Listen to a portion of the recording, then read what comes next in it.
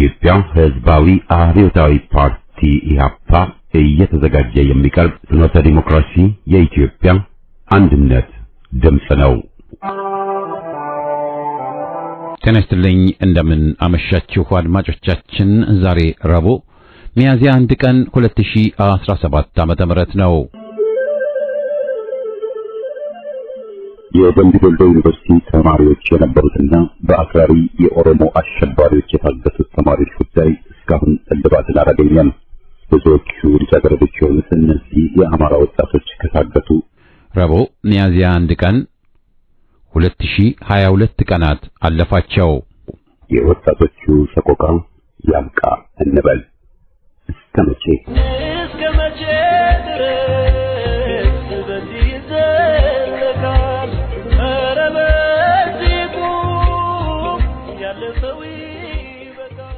በቅድሚያ ዜና በማስከተልም መጋኛና ዘረኛ አርፎ አይተኛ በሚል ርዕስ የቀረበውን የፍኖተ ዲሞክራሲ ሀተታ እናሰማለን።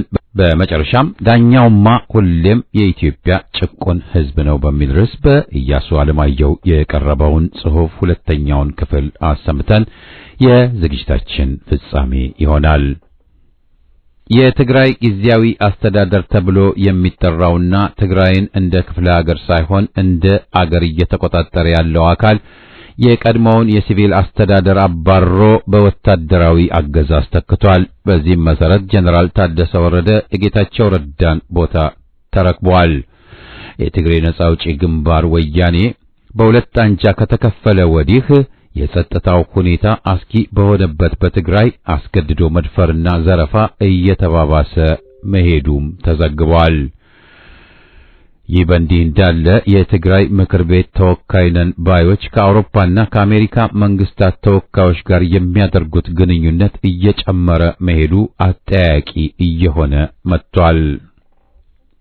የጎጃም አገው ምድር ክፍለ ጦር በስሩ ባሉ 7 ብርጌዶች በትግሉ ዙሪያ ከማህበረሰቡ ጋር ሰፋ ያለ ውይይት ያደረገ ሲሆን ከትግሉ ጅማሮ እስካሁን ድረስ ያሉ ጠንካራና መስተካከል ያለባቸውን ደካማ ጎኖች ይፋ አድርገዋል። በሌላ በኩል ከአርበኞቻችን ጋር አጠቃላይ ከትግሉ ጅማሬ እስካሁን ያሉ ሂደቶችን ሀሳብ በማንሸራሸር ተጠናክሮ መቀጠል ያለባቸውን ተጠናክሮ እንዲቀጥሉና መሻሻል ያለባቸው ጉዳዮች እንዲሻሻሉ በፖለቲካና ወታደራዊ መኮንኖች ስልጠና ተሰጥቷል። ግልገሉ ፋኖ አዛዡን ገድሎ ፋኖን መከላከሉ ተገለጸ። በወልዲያ ከተማ ገብርኤል ተራራ ላይ ከሰፈረው የጠላት ኃይል ውስጥ የሚንቀሳቀስ የሻምበል አዛዥ አመራር አንዲት ልጃገረድ አስገድዶ ለመድፈር ሲሞክር የአርማጭሆ ተወላጅ የሆነው አድማ ብተና አባል ግንባሩን በክላሽ በትኖ በወርቆ ምሪ ወዳጄ በሚመራ የአማራ ፋኖ በወሎ ቤተ አማራ የተከላከለ ሲሆን ያደረገው ህዝባዊ ወገንተኝነት የዋርኮ ልጆች ሞቅ ያለ አቀባበል አድርገውላታል። ግልገል ፋኖዎች ከሰሞኑ ብዙ ስራዎችን እየሰሩ ወደ አናብስቶቹ መቀላቀላቸውን አጠናክረው ቀጥለዋል። ምርኮ የለመደው ጊዮን ብርጌድ ጀብድ መስራቱን ቀጥሏል። ሶስተኛ ጎጃም አገው ምድር ክፍለ ጦር ጊዮን ብርጌድ የሞርተር 120 ኦፒን ጨምሮ ተማርኮ በአጭር ጊዜ 4 ተደምሰው 3 የቆሰለ 300 የክላሽ ተተኳሽ ተማርኳል። የሞርተር 120 ኦፒም እንዳገኙ ገልጸዋል። ሀይ መተከል 4ኛ ክፍለ ጦር ማብረቁ ብርጌድ በጠላት ላይ መብረቃዊ ጥቃት አድርሷል። ቡኒጀራ ከተማ በመግባት ጥበብ በተሞላበት ወታደራዊ ቴክኒክ ከበባ በማድረግ 2 ከፍተኛ የመከላከያ አመራርን ጨምሮ 23 የሚደርሱ የጠላት አባላት ተደምስሰዋል። ቁጥራቸው ያልታወቁ በርካታ ቁስለኞች በመጫን ወደ ፓዊ ሆስፒታል እንደገቡ ማወቅ ተችሏል። የወገን ጦር አደረጃጀትን በማዘመን ዘመናዊ መሳሪያ በመታጠቅ በጠላት ላይ ኪሳራ እያደረሰ ይገኛል። አሁን በዚህ ሰዓት አቤ ደንጎሮ ወረዳ ጨሮ በዚህ መልኩ የቱሉ ዋዮ ከተማ ነዋሪ አማሮችን እየዘረፈና እየረበሸ የሚገኝ የጫካው ኦነግ አሁን ደግሞ መልኩን ቀይሮ ህዝብን በማፈናቀል ይገኛል። አቤ ደንጎሮ ወረዳ ካሬሮ ቀበሌ የመሸገው አገዛዙ ቅጥረኛ ሪፕሎ ሎላ በጋራ በመሆን አረንጋባ ወርደው የአማራ ቤት አቃጥለዋል። እነሱ 5 ኦሮሞ ተገድሎብናል ነው የሚሉት። ገዳያቸውን እዛ ይፈልጉ ተገደሉ ከተባሉት አካባቢ አማራውን ከወር 2 ወር በፊት አፈናቅለውታል እና አማራ ስለነሱ መሞት ምን አገባው እኔ ገደልኩ ብሎ ኃላፊነት የወሰደ አካልም የለም። ነገር ግን ራሳቸው ገለው ራሳቸው አማራን የገደለ በማለት ሌላ ግፍ እየፈጸሙ ይገኛል ተብሏል።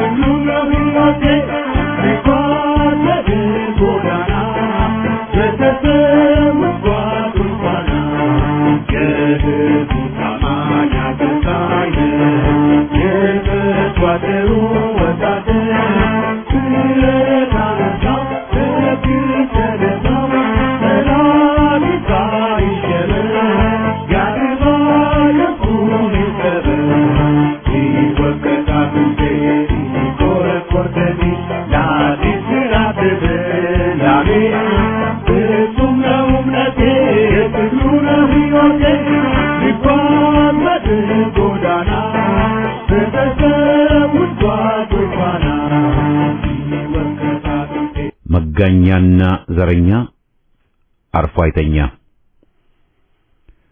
እንደ መብራት ማብራት ማጥፋት ትላንት የለየለት ዘረኛ ዛሬ ደግሞ አገር ህዝብ ወዳድ ዴሞክራት መሆን አይቻልም። ዘረኝነት ከተጠናወተ በቀላሉ የሚለቅ አይደለም። ዘረኞቹ ምን ቢጨምቱ ዘረኝነታቸውን አይተውም ማለት እንችላለን።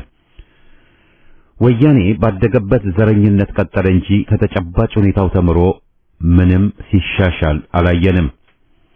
ኮሎኔሉም 27 ዓመት ሙሉ በወያኔ ተኮትኩቶ ያደገና በዘረኛው ኦህዴድ ውስጥም በአመራር በሰላይ ኃላፊነትም የሰራ ስለነበር የህዝብ ትግል ወያኔን ሊያስወግድ ሲል በአሜሪካም ሌሎችም ተመርጦ በአፍራሽነት ሲመጣ ዘረኝነቱን ሊተው የሚችል አይደለምና አልተወም። ይህ የሁኔታው ውል ነው። ኮሎኔሉ በመሰረቱ ከወያኔ ጋር እትብቱን መበጠስ ያልቻለውም መጠበቅ የሌለበት በመሆኑ ነው። የሽመልስ አብዲሳ ልዩ ጦር ሸኔ ገሌመሌ ቢባልም በወያኔ የተጋተውን ዘረኝነት፣ ጸረ አማራ፣ ጸረ ኢትዮጵያነት እርግፍ አርጎ ሊተው የሚችል አይደለም። የቻለ የመሰላቸውን በድርጊቱ ገና ኩም ያደርጋቸዋል። ለራሱ ፓርላማ ተብዬ ተቋም እንኳን ቅንጣትም ክብር ስለሌለው ሰብስቦ የወተት ፖለቲካ ላስተምራችሁ ከማለት አልፎ ይዘልፋቸዋል፣ ያዋርዳቸዋል፣ ያስፈራራቸዋል። ሆዳደር ወኔ የለውምና በዝምታ ያዳምጡታል። አይ ቡዴና ገና ስንቱን ታስገምቺ። በተለይ በአፍሪካ ገዢዎች በዘፈቀደ የሚገዙ መሆናቸው የተረጋገጠ ነው። ልጅ ቢሆኑ ጨቅላ አገርን እንዳሻንጉሊት ወስደዋል ማለት ይቻላል። ባሰኛቸውና ጭራሽ ባፈተታቸው አገርን ሊዘውሩ ፈላጊዎች ናቸው። የተለምዶ በዓሎችን በአዋጅ እስከ መከልከል፣ አገርን በአዲስ ክልሎች እስከ መሸንሸን፣ ህዝብን መቼም ሳያማክሩ ህልውናውን በሚመለከት ጉዳይም በራሳቸው መወሰን፣ የህዝብን የማወቅ መብት መከልከል ዋና ስምሪታቸው በመሆኑም ጋዜጠኞችን ያፍናሉ፣ የፕሬስ ህጉን በፈለጉት ይደነግጋሉ፣ የሐሰት ሚዲያን መስርተው ያጠናክራሉ፣ ዋሾችን በገፍ ቀጥረው ይለፈፉ ዘንድም ሁር ይለቃሉ። ሕዝብ የአገሩ ዋና ባለቤት ነው ከተባለ የአገሩን ሕልውና በሚመለከት የሚወስነው በራሱ ፈቃድ ስምምነት መሆን አለበት። ይህ ግን አልሆነም። ኦነግ ከኤርትራ ሲጠራና በክስ ፈንታ በክብር ሲገባ በምን ስምምነት እንደሆነ ለሕዝብ አልተነገረም። ኮሎኔሉ ከሻዕቢያ ጋር በሳዑዲ የደረሰው ስምምነት እስካሁን ለኢትዮጵያ ሕዝብ ምስጢር ነው። ለነገሩ መለስ ዜናዊ በምን ምክንያት እንደሞተም ለሕዝብ ተደብቆ አለ። ለሀገር ሕልውና በሚል በሚስጥር መያዝ ያለባቸው ጉዳዮች እንዳሉ ቢታወቅም በዚህ ሰበብና ማጠየቂያ ሕዝብን በጭፍን ለመንዳት መወሰኑ ስህተት ነው። አገር ሻጮች ለሚስጥር እየታመኑ ለአገርህ ሙት የሚባለው ሕዝብ እንዴትና ለምንን መደበቁ መቼም የሚደገፍ አይሆንም። ህብረተሰብ በቅራኔዎች ሂደት ያድጋልም ይባላል። ለህብረተሰብ እድገት እንቅፋት የሚሆኑ ሁኔታዎች መወገድ አለባቸው። ጨቋኝ ገዢዎችም እንዲሁ። ለህዝባዊ ግባችን ማነው ጋሬጣ የሆነው ለሚለው ጥያቄ የምንሰጠው መልስ ትግላችን ማን ላይ እንደሚያነጻጽርና እነማንስ ጠላት እንደሆኑን ያመላክተናል። ማንን አሸንፈን ስናስወግድ ነው ወደ ዴሞክራሲያዊና ህዝባዊ ኢትዮጵያ ጉዟችን የቀና የሰመረ የሚሆነው? ዋናውን ሸርፎ መተው የሚያዋጣ አይሆንም። ታጥቆ ጭቃ ይከሰታል። አለባብሰው ቢያርሱ ይሆንብናል። የሚፈለገው ባለመገኘቱና አብዮት ትግላችን ማጅራት በመመታቱ ባጭር እየተቀጨን እንኳን ስር ነቀል ለውጥ ለፍስፍስ ጥገናም እየራቀን ይኸው ለዘመናት ስንድህ ስንንፏቀቅ አለን። ደርግ የካቲትን አብዮት ማጅራት መጥቶ በስልጣን ቁባለ። የዚሁ አረመኔ ደርግ ቀንደኛ አባሎች የነበሩት ከዓመታት በኋላ ጥፋት ወንጀላቸውን አላመኑም። ለዚህም ከተወሸቀበትና ጓደኛውን ከገደለበት ከጣሊያን ኤምባሲ ወጥቶ መጽሐፍ ለመጻፍ የበቃው ብርሃኑ ባየህ ለሕዝብ የታገለውን ትውልድ ወሮ በላ ብሎ ሊዘልፍ ደፍሯል። ይባስ ብሎ የነፍሰ ገዳዮቹ ቁንጮ የነበረውን ፈርጣጭ ኮሎኔል ነውረኛ ታሪክ ሊያድሱለት ደፋ ቀናቸው ተጠናክሮ ሊቀጥል እየሞከረ እያየንም ነው። ቀይ ሽብርተኞቹን ወያኔን ጸረ ሕዝቦችን ማወደስ በግድ ኢህአፓን ማርከስን ይጠይቃልና አገር ወገን የሸጠና የበደለ የወንጀለኞች ጥርቅም ሳይታከት በኢህአፓ ላይ ሐሰት ቀፍቅፎ በመዝመት ላይ ነው። የሁሉም አምባገነን ስርዓቶች ዋናው መለያቸው የሰፊውን ሕዝብ ፍላጎት መጻረራቸው ነው። ንቀትን አዝለው ስለሚጓዙ ምን እንደሚፈልጉም ማወቅ አይሹም። ቢያውቁም ደንታ የላቸውም። እኔ ያሻግራችኋለሁ ነው ቋንቋቸው፣ ዘይቤያቸው። ጥቂት እነሱ ሚሊዮኖችን ተካናቸው፣ በለጥናቸው ባይ ናቸው። ሕዝብማ እናንተን ጣማችሁ እንጂ እኛንም ማፈጀን እያለው ይህን መስሚያ ጆሮ ግን አልተፈጠረላቸውም። ከሕዝብ እንዳይማሩ ዕድሜ ልክ ይደነቆሩ ብድላቸው አግባብ አለው። ሕዝብ ግን ጸንቶና ተባብሮ ከታገደ በዘረኛ መንጋ ላይ ድልን እንደሚቀዳጅ ምንም ጥርጥር የለውም። ከዘረኛ አገዛዝ ጋር ለቅንጣትም መሞዳሞድ አገርን ለጥፋት ይዳርጋል። ታሪክና ደም ያወረሰን ሰንደቅ ዓላማ ጥሎ የወያኔን ቡትቶ ማውለብለብ አገር ኢትዮጵያን መካድ ነው። አገር ሲዘረፍ ደግሞ አብረህ ዝረፍ የጅቦች መርሆ ነው። በአገዛዙ ላይ ሁለገብ ማዕቀብን ማድረግ፣ የሙት ከተማ የሥራ ማቆም አድማ ማድረግ፣ የአገዛዙ ጎጂ ዕቅድ ሁሉ እንዲከሽፍ፣ ዘረኝነት በሁሉም መስክ እንዲሽመደመድ፣ የሕዝብ ግማሽ አካል የትግሉ ዋና ተሳታፊ እንድትሆን፣ የሰው ጉፋያዎች፣ ባንዳዎች፣ አድርባዮች እንዲጫጩ፣ ሀገር አድን ትግላችን መቀጠል መጠንከር ይገባዋል። የማይሆነው ላይሆን ከዘረኞች ስርየትን ጥበቃ ሲያውቅ ያጠፋ ሰይጣን ይጸድቃል እንደማለት ነው። አገር አድን ጸረ ዘረኛ ትግላችን ይፋፋም።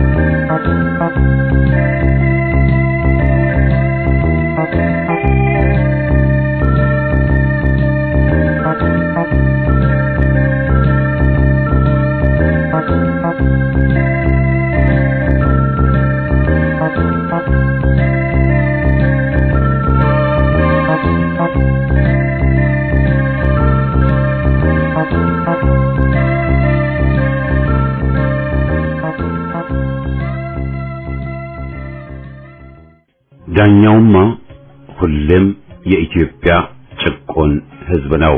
ከኢያሱ አለማየሁ። ክፍል 2።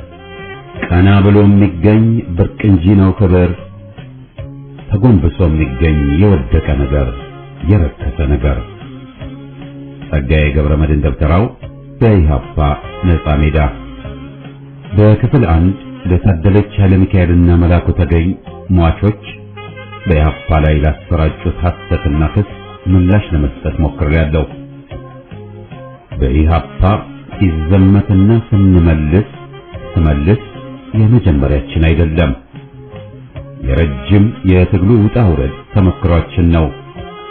በደጉ ዘመን ለመይሶንም ለሌሎችም ምላሽ ሰጪ መላኩ ራሱ አንዱ እንደነበር ትዝ ሲለኝ ዝቅጠት ሲመጣ ምን ያህል አዋራጅና አጥፊ እንደሚሆን እንደገና መገንዘብ የግድ ሆኗል። በተያያዘ ግን እንደገና መነሳት ያለበት ዋና ጥያቄ ለምን በኢሃፓ ላይ ዘመቻው አላቋርጥ አለ የሚለው ነው።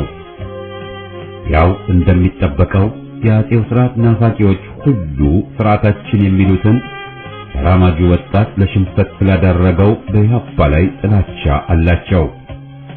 አሁንም ወንጀላቸውን ያልተረዱና ያላወራረዱ ደርጎችና የደርግ ርዝራዦች ዛሬም ለድርጅቱ ውድቀትና ጥፋትን ይመኙለታል።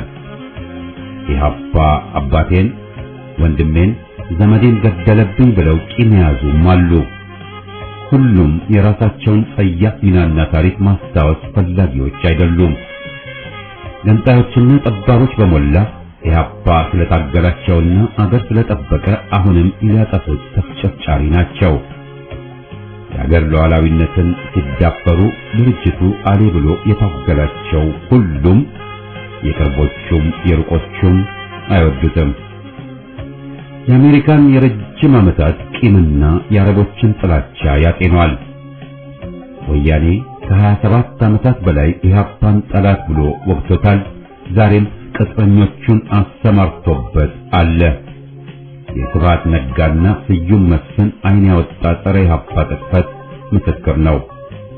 ባጭሩ ግን የኢትዮጵያ የቆዩም አዲሶቹም ጠላቶች ጸረ ኢሃፓ ናቸው።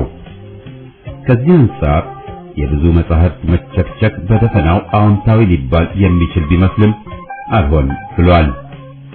በበኩሌ ከ500 ገጾች በላይ ስለራሳቸው ጀብዱ ብለው የሚቸከችኩት ይገርሙኛል። የረባ ትምሪት በሆነና መንፈሳዊ ቅናት ይዞን ቢሆን መልካም በነበር።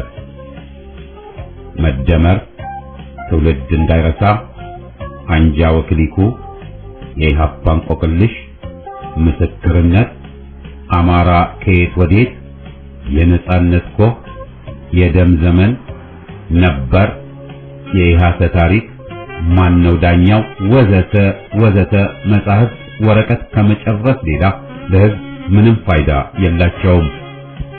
ዋናው ችግራቸው ሐሰትን ይዘው የሚሸናከሉ መሆናቸው ነው። አዲሱን ትውልድ ሐቁን አይነግሩትም። ስለ ራሳቸው መነጫጨሩ እንጂ ለወጣቱ የሚጠቅም መልእክት የላቸውም።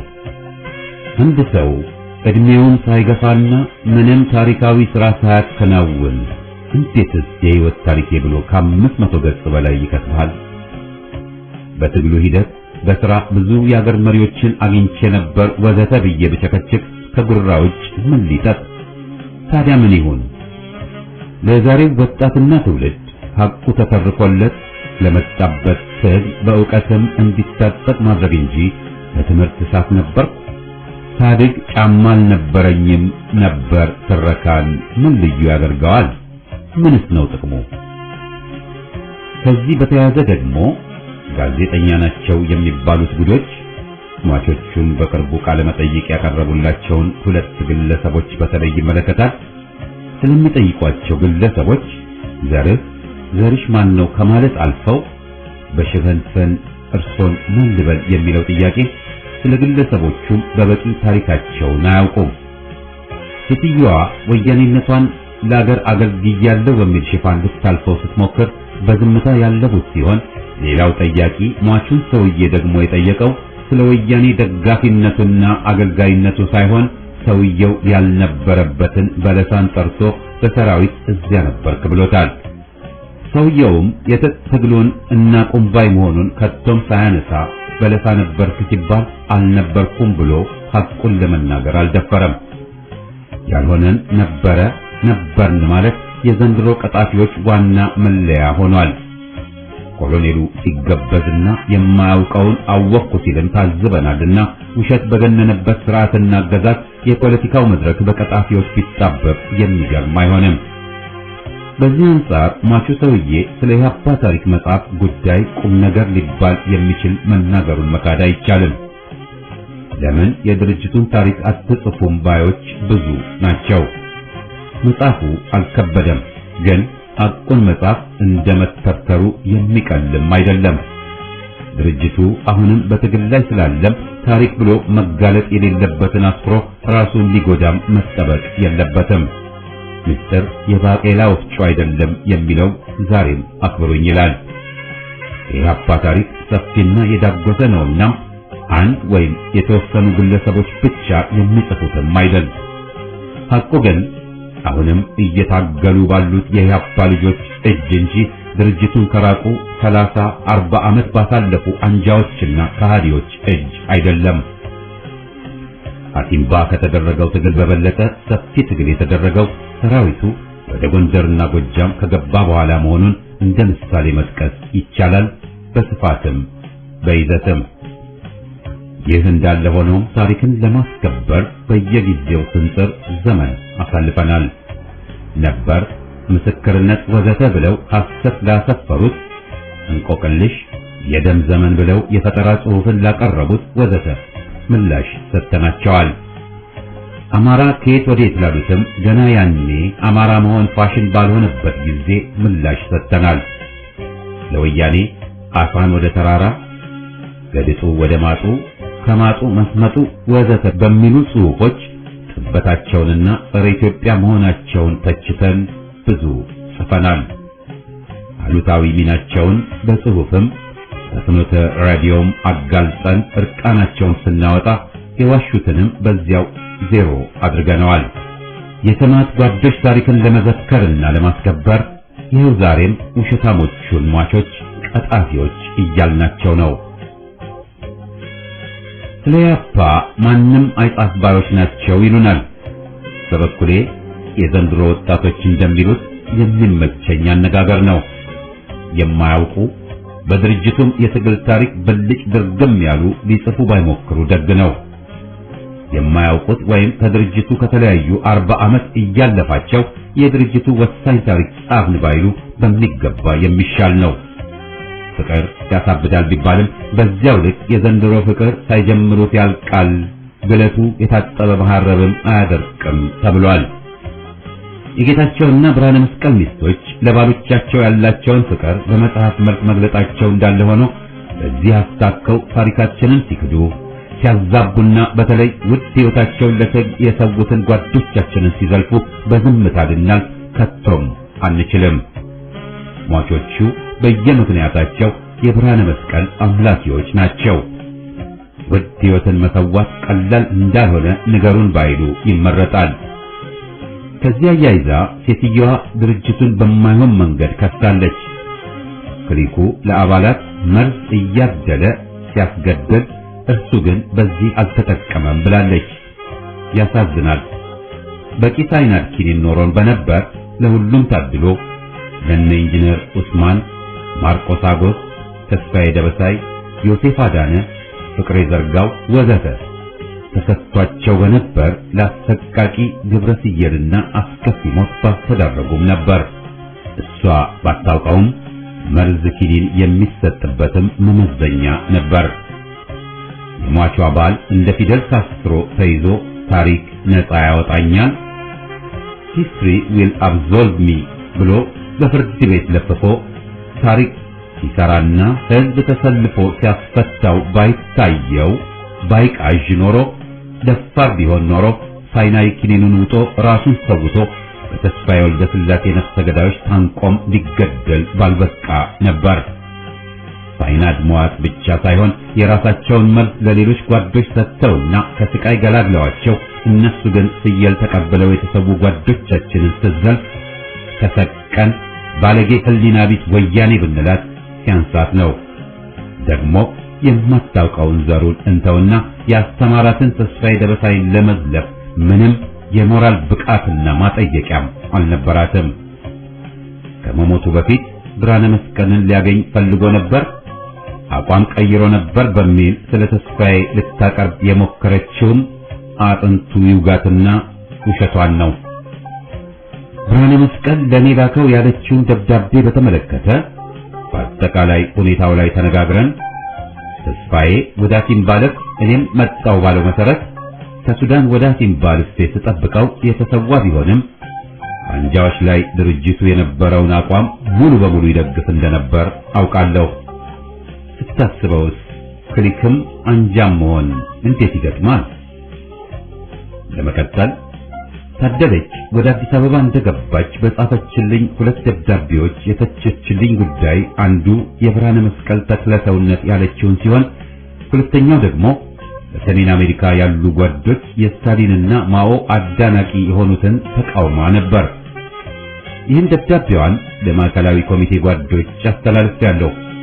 ከዚያ ቀጥላ ደግሞ የጻፈችው ደብዳቤ ግልብጥ ብሎ የባሏን አቋም የሚያስተጋባ ሆኖ ሳገኘው ይህንንም ለአመራሩ ልኬ ምን ሆነች ስል ተስፋዬ የሰጠኝ መልስ ክፍሉ ታደሰ የተባለው በአዲስ አበባ በህቡ የነበረው ባሏ ጋር አሳዘነኝ ብሎ እንድትገናኝ እንዳደረጋትና ባሏ እንደቀየራትም ነው ወይም አቋም እንደቀየረች ነው። ከዚያ በኋላ በእሷና በኔ በኩል የነበረው ግንኙነት አመቺ ባለመሆኑ ሲቋረጥ ለመጨረሻ ግን ብርሃነ መስቀል የጻፈልኝን ደብዳቤ ወደ ፈረንሳይ በምትበር የአየር መንገዱ አስተናጋጅ በኩል ልካልኛለች። ቀለጣለች እንጂ በአምጪዋ በኩል መልሴን ልኬያለሁ። ባለቤቱ እንደጻፈችው ክሊክ የሚላቸውን ተስፋዬን ክፍሉንና ዘሩን የሚከስ ነበር። ዋናው መልእክቱ ከደርግ ጋር ተባብረን መስራት አለብን የሚል ሲሆን ዋናው አጽንዖቱ በከተማ ጥይት መተኮስ ላይ ሳይሆን ከዋና ጸሐፊ ቦታ አላግባብ መውረዱ ላይ ነበር። አንተም ጉባኤ የፖለቲካ ቢሮ አባል ብሎ መድቦ በኮንፈረንስ ሊያነሱት አይችሉም ካለም በኋላ ጉባኤ እንዲጠራና እስከዚያውም በዋና ጸሐፊ ቦታ እንዲቀጥል እንድጠይቅና እንድተባበረው ጉባኤም እንዲጠራ እንድሰራ ጠይቆኛል። ከሰራዊቱ ከተው ወደ ደርግ እጅ የሰጡት 7ቶቹ ላይ ውግዘትና ሌላም እርምጃ እንዲወሰድ የፈለገውን አመራሩ ጉዳዩን መርምሮ እምቢ በማለቱና የሰራዊቱን አባሎችም አይመለስብን ባሉት መሰረት ወደ ሜዳ እንዳይመለስ መደረጉና በማዕከላዊ ኮሚቴ ደረጃ ይቀጥል ቢባልም ጸሐፊም ፖሊስ ቢሮም አባል አለመሆኑ እንዳስቆጣው ግልጽ ነው። ሟቹ ሰውዬ ብርሃነ ላይ ይህ ውሳኔ መወሰዱ ስህተት ነበር፣ ወደ መነጠልም ገፋፍቶታል ሲል ግለሰብ ከብዙሃን የድርጅት ውሳኔ በላይ ነው ሲል አስረግጧል። የብርሃነ ሎሌ መሆኑንም ሳይወድ አረጋግጧል ማለት ይቻላል። በመስራች ጉባኤ የተገፋውና ሁላችንም ተስማምተን ዋና ጸሐፊ የሚል ስልጣን እንዲኖር መደረጉ ስህተትና ጥፋት መሆኑ በተጨባጭ በተግባር ስለታየም የዋና ጸሐፊው ቦታ በአመራሩ ኮንፈረንሱ ተሰርዟል። በሰራዊቱ የነበሩት በርካታ ጓዶች የብርሃነ ጠባይና አሰራር ጸረ ዴሞክራሲና ስታሊናዊ ነው ሲሉ መመስከራቸውም የሚካድ አይደለም። ይህን ዝንባሌ ቀደም ብለን አይተን ወደ ስልጠናና ሰራዊት ምደባ ሲወሰን እኔና ብንያም እሱን ልትቆጣጠሩት ትችላላችሁ ብለው መድበውን ብንያም በመንገድ በበረሃ ሲሰዋ እኔም ወደ መካከለኛው ምስራቅ ስራ ተሰጥቶን ስቀር የታሰበው ሳይሆን ቀርቶ ጓዶችን የሚንቀው ብርሃነ ሊፈነጭ ችሎ የጓዶችን ተቃውሞ ማትረፉን ዛሬም በሕይወት ያሉ የኢህአሰ የያኔ አባላት ይመሰክራሉ። ያኔ በሜዳ ገና ስላልነበርኩ የተባለውን አቀርባለሁ እንጂ ነበርኩ ባይ ምስክር አይደለሁም። ለደብዳቤው ግን በላኩት መልስ እስከ መጪው ጉባኤ እንዲታገስና የግል እርምጃ እንዳይወስድ አንተንም ድርጅቱንም የሚጎዳ የሚል ማሳሰቢያን ያዘለ ሲሆን በስራ አስኪያጅ ኮሚቴ መነሳቴንም እንደምደግፍ ገልጬለታለሁ። የደብዳቤውን ቅጅ በነበርኩበት አስቀምጬ ወደ ሜዳ አመራሩ ጋር ወስጄው ሁሉም የአንጃውን ግልጽ አቋም ሊያነቡት ችለዋል። 36 ገጽ ሙሉ አቋም ማብራሪያ ነበርና ዛሬ ዋናው ተቃውሟችን በከተማ ተኩስ የሚለውን የሚመለከት ነበር ብለው ሊመጻደቁ የሚሞክሩት ያዋጣናል ያሉት የኋላ መብራት እንጂ መሰረታዊ ልዩነቱ ከደርግ ጋር እንደ መኢሶን ሆነን እንስራ ወይም በተቃውሞ ጊዜያዊ ህዝባዊ መንግስት ብለን እንቀጥል በሚለው ላይ ነው። ሽፍንፍንና ውሸት ለምን አስፈለገ? ጊዜ ሊያስጠፉን እንጂ ይህ ሁሉ መነገሩ እምብዛም ለአዲሱ ትውልድ ወሳኝ ትምህርት ባልሆነም ነበር። ከዚያ ወቅት ትግል ጠቃሚው ተመክሮ ለትግል የተወሰደ የመደራጀት ጥረትና ስልቱ፣ ራስ አነሳሽነቱ፣ ወኔውና ቆራጥነቱ ወዘተ በተለይም ጊዜያዊ ህዝባዊ መንግስት አማራጩና አታጋይ መፈክርነቱ ነው። ይህ መፈክር ለመጀመሪያ ጊዜ ልክ እንደ ሙት ከተማ የትግል ስልት በኢህአፓ የተነሳ ሲሆን እውን ሆኖ ኖሮ ቢሆን ሀገራችን ከዓመታት ስቃይና ሰቆቃ ትድን እንደነበር ምንም ጥርጥር የለውም። ዛሬም ከዘረኞች የቄሮ ግፍና ውጥንቅጥ በወጣን ነበር በጊዜ። ከዚህ አማራጭ ባሻገርም የህብረት ግንባር አማራጩን ከደርግ ጋር ተመሳጥረው ባቀረበውም ጊዜ ኢህአፓ ህብረት ለምን ተነስቶ የሚል ምላሽ ሰጠ የሚሉትም እንዲሁ ቅጥፈት እንደሆነ ይታወቃል። ዴሞክራሲ ይረጋገጥ፣ በህብረቱ ሁሉም ኃይሎች ይጠሩ፣ ይሳተፉ ወዘተ ብለን መሆን ያለበትን ሂደት አብራርተን በአዎንታዊ አቀረብን እንጂ የወቅቱ የዴሞክራሲ ህትመት ላይ ሰፍሯል ህብረት አንፈልግም እምቢኝ አላልንም። ወደ ከተማ የራስ መከላከል እርምጃም ስንገባ በወቅቱ ስራ አስኪያጅ ኮሚቴው ባወጣው ጦርነት ታውጆብናል መግለጫ ማጠየቂያው በግልጽ ተቀምጧል። ከገጠር ወደ ከተማ የሚለውን መሰረታዊ መርህ ሽረናል ብለንም አልነበር። የከተማው ተኩስ የኃይል ሚዛን ሲለወጥም ተፋፍሞ መቀጠሉ ጉዳት ማድረሱን ድርጅቱ ራሱ በቋራ ሁለተኛው ጉባኤ አምኖ ግለሂስ የወሰደበት ሲሆን መከላከል እርምጃ ግን ጥፋት ስህተት ነው ሊሉ የከጀሉት አንጃ ግራንጃዎችና የደርግ ወያኔ ቅጥረኞች ብቻ ናቸው። ዛሬም ቢሆን ለፍጅት ተዳርጎ በዘረኞች የሚታረደው ህዝብ ትጥቅ አንስቶ ራሱን መከላከል ይገባዋል ባይ መሆናችንን ሁሉም ሊያውቅ ይገባዋል። ማንኛውም ሰው እናት አለው እንደተባለው ለአምባገነኖችም የሚወዷቸው እናቶች አሏቸው። ብርሃነ መስቀል ብዙ ቀና ጎኖች እንደነበሩት ሁሉ መጥፎ ጎኖችም ነበሩት። ራስ ወዳድና ራሱን አዳናቂ የተክለሰውነት አምላኪ ስለነበርም በታሪክ ትልቅ ሰው ለመሆን ቦታ አለኝ ብሎ የሚያምን ነበር። በዚህም መሰረት የህይወት ታሪኩን ለመጻፍ የሚረዱ ሰነዶችና መረጃዎችን ከሀገር ስንወጣ ይዞ ወጥቶ እንደነበር በቀጥታ አውቃለሁ። ብርሃነ ማኦን ቻይና አግኝቶ ምክር እንደለገሳቸው ቻይናም ሄዶ አያውቅም። የሞዛምቢኩ ሳሞራ ማሼል ጋር ሆኖ ሞዛምቢክ እንደተዋጋ በአልጀርስ ከነበሩ የአፍሪካ የነጻ አውጪ ድርጅት መሪዎች ጋር እንኳን ምንም ቀጥታ ግንኙነት አልነበረውም ወዘተ ወዘተ የሐሰት ወሬ ይናፈስ ነበር። ዛሬ ካልካደች ባለቤቱም ብትሆን መጥፎ ዝንባሌ ነው ብላ ጽፋልኝ ነበር በቀጥታ። በአንጃነት ጌታቸው አልተሰለፈም ብላ ባሏን አዳንቃ ሚስትየዋ ብትጽፍም ብርሃነ አብረው በአንጃነት መሰማራታቸውን አልደበቀም። ድርጅታችን ከመጀመሪያው የተክለሰውነት ጠር ነበርና ከሰሜን ኮሪያም አንዱ ያራራቀን ጉዳይ ነው። ቻይና ማኦ ብለን የቻይና ጭፍን ተከታይ አልሆንም። ሟቹ ግለሰብ መላኩ ተገኝ የብርሃነ መስቀል ተክለሰብ አዳናቂና አምላኪ ነበር። ብርሃነ እንደ ተወርዋሪ ኮከብ ከረጅም ጊዜ በኋላ የሚታይ ብርቅ ነው ብሎም ጽፏል። የቱኒዚያ የመጀመሪያው ፕሬዝዳንትን የቡርጊባን ዝና የመንግስቱ ሬዲዮ ሲያናፍስለት በቱኒዚያ ህዝብ ዓለም ይቀናል። ምክንያቱም ሁለት ፀሐዮች ስላለን፣ አንደኛው በሰማይ ላይ፣ ሁለተኛው በመሬት ላይ ያለን ቡርጊባችን ይል የነበረውን ያስታውሰኛል። የሚስትየው እንኳ መቼስ ማልጎደኒ፣ የሰውየው ግን ምን ይባላል? ጸረ ተክለሰውነት በመሆናችንና በጋራ አመራርና ኃላፊነት አጥብቀን ስለምናምንም በድርጅታችን ውስጥ አምባገነን ወይም አዛዥ ሊሆኑ የከጀሉትን ሁሉ ታግለን አክሽፈናቸዋል። ለኛ ዴሞክራሲ ቃል ሳይሆን መመሪያችን መርሃችን ነውና አድሃሪ ስርዓትን ልንዋጋ ልንሰዋ ቆርጠን እያለን በድርጅታችን ውስጥ ሕግና ዓላማ እንጂ የግለሰብ ተገዢ ልንሆን አልተዋጠልንም። አልፎም ድርጅትን እንደ ጣዖት አናይም ያልነው በድርጅት በርክተናል። ቆምጨጫልን፣ አዛዥ ናዛዥ ነን ወዘተ ብለው የተኮፈሱት ተወጥረውና ወጥረው ፈንድተው በጎዳናው ለመቅረታቸው ብዙ መረጃ አለን። ሟቹ አንድ ምስክር ነው።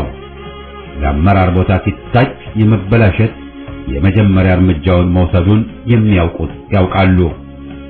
የኢህአፓ አመራር ኮሚቴ አባሎች አብዛኞቹ በትግሉ ተሰልፈው ተሰውተዋል እንጂ ለሌላው ሂድሙት እዝና መርዝ ዋጥ ብለው ሰጥተው ከመስዋዕትነት የሸሹ አይደሉም። በመሆኑም ነው ሟቾቹ በሙጫጭ ሊመለመሉ የቻሉት። በታሪክ አጋጣሚ ለአመራር ቦታም በመብቃታቸው ድርጅታችንን በውሳኔ ሊያፈርሱ ጥረው ለጥቂት እንዳሸነፍናቸው የምንዘረዝረው ይሆናል። ይቀጥላል።